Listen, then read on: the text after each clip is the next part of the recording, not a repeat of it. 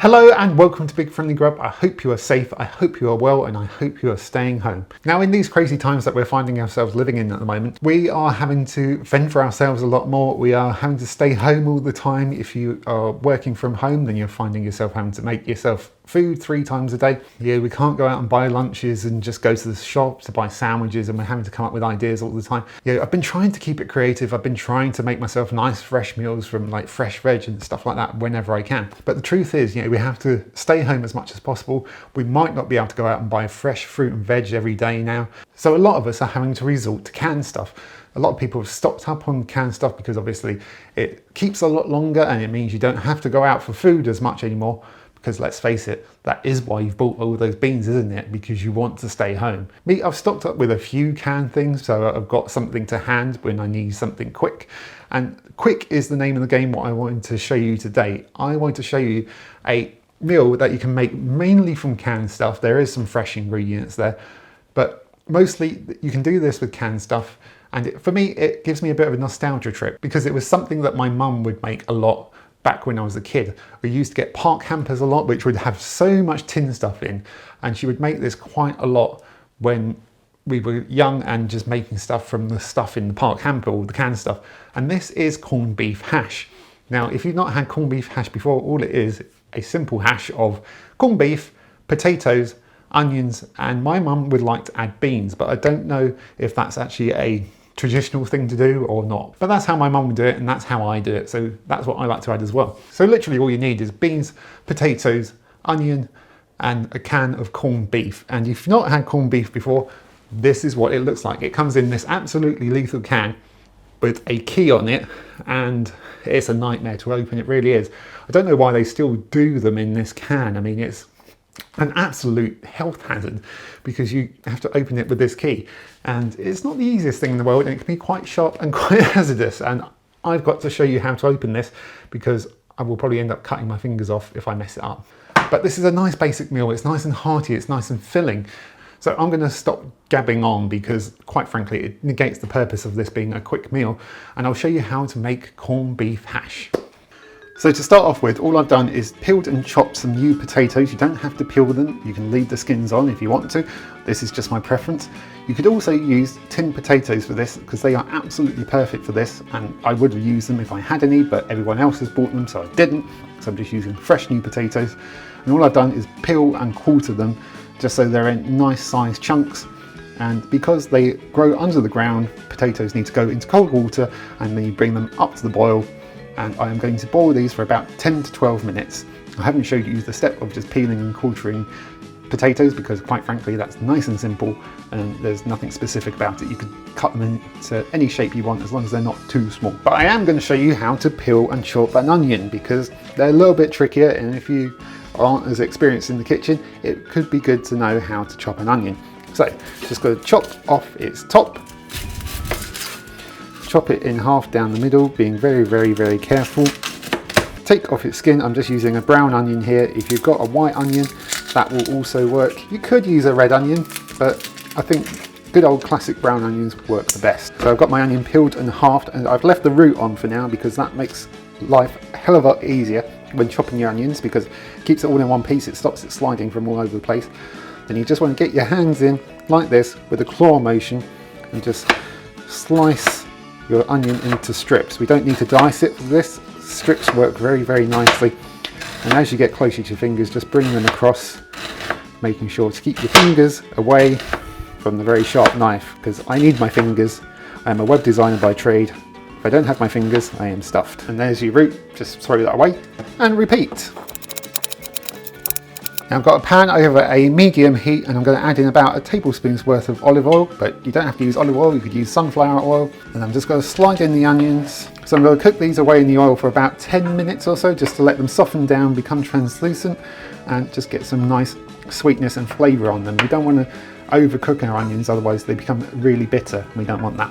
And if you've got a lid, pop on a lid because that will help them soften down and cook even better. Now we've got the wonderful task of opening up our can of corned beef, which as I said before is a bit of a hazard because it uses this key to open it up. Detach this from here and then you slot it on here. I'm going to try and show you this as best as you can.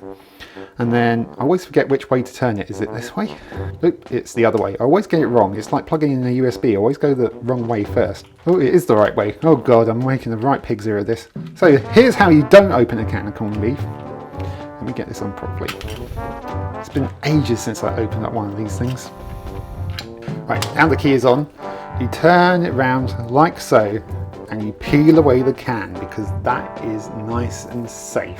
I don't know who came up with this idea and why they can't put it in a normal can, I don't know.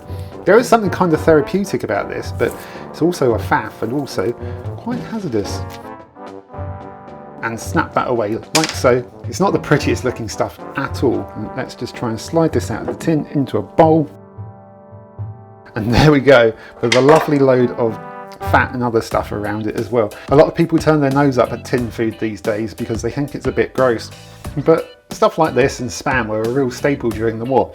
And in these times where things are a little bit harder and food has become a little bit more harder to come by just because people are bulk buying and it's just harder to get out to the shops. Beggars can't be choosers. So this will make a really nice dish. It just doesn't look very appetizing like this.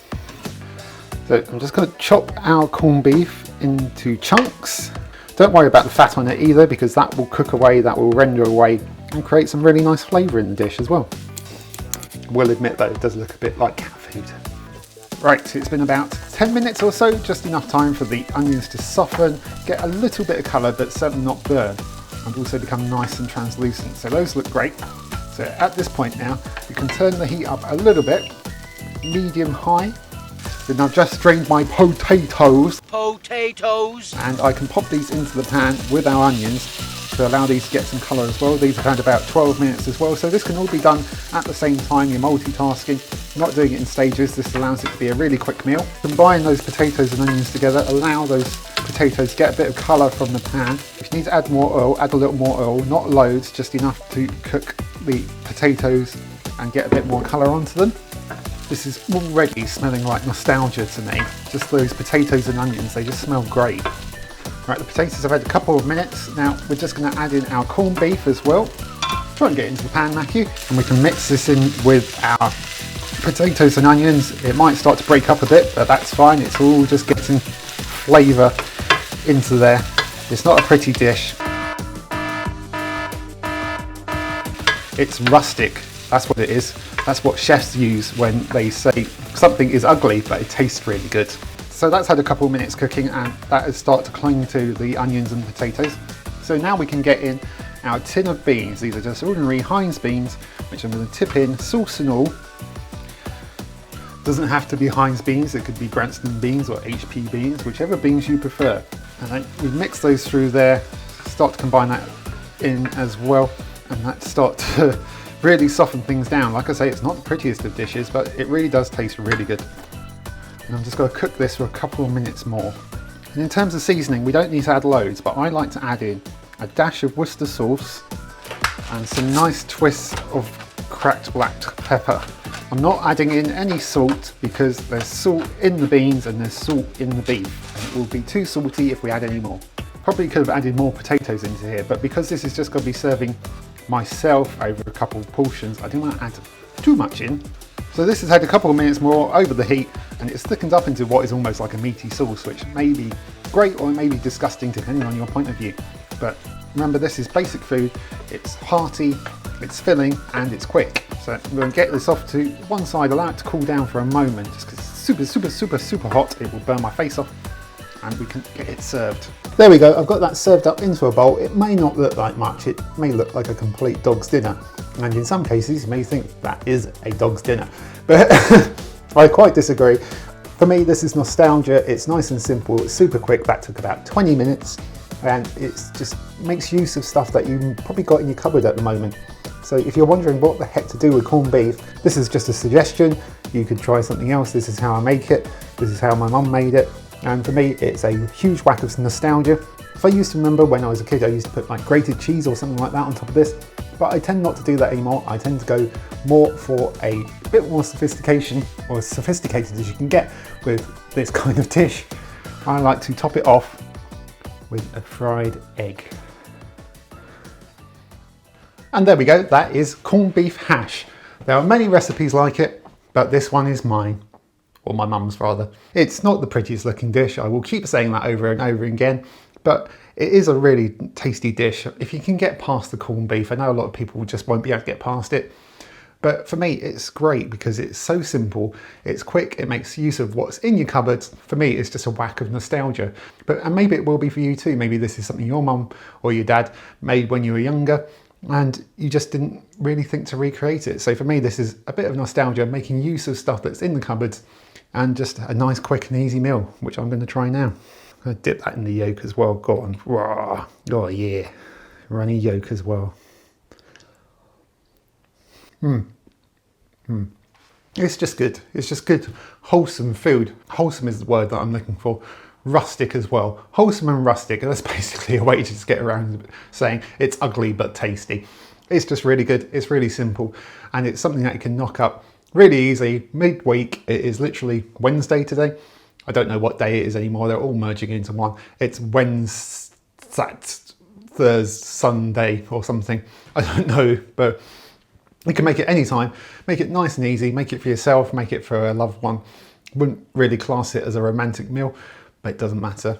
It's just a good way of getting a hearty meal quickly and making use of stuff that's in your cupboards, in your fridge. It can be made with new potatoes, tin potatoes, doesn't matter.